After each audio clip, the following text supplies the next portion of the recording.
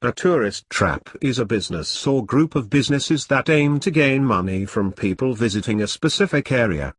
The term may be used negatively, though occasionally visiting a tourist trap can be very desirable. If one wishes to buy mementos of one's trip, for example, the tourist trap may offer sweatshirts, mugs, or refrigerator magnets that seem perfect. Residents of an area where a tourist trap may exist often use the term tourist trap negatively. For example, San Franciscans may deplore certain areas of the city as tourist trap areas. Such areas include Ghirardelli Square and Pier 39, as well as parts of Chinatown. Since these areas include numerous retail and dining establishments, they do bring income to the city via taxes. However, San Franciscans tend to prefer visiting areas that are not awash with tourists. Some areas have few residents and are really designed for tourists, like Niagara Falls. Whole sections of both Reno and Las Vegas in Nevada are meant for people visiting. Often these tourist trap areas offer a high markup on souvenir items and food. The big casinos, for example, are generally not known for the best food. Locals in both areas may be disinclined to point to the best local restaurants and shops because then these too might become tourist traps.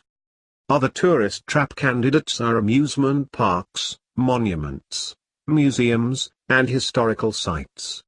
However, local residents may enjoy these as well, depending upon whether the cost of going to such a place is reasonable.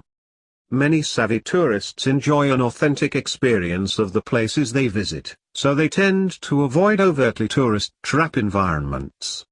One can also note considerable markup of prices for services around tourist areas.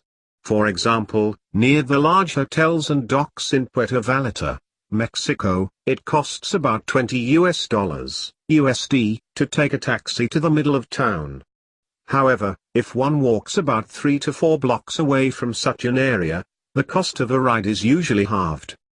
Another form of tourist trap that is common, particularly in tropical areas, is the timeshare trap.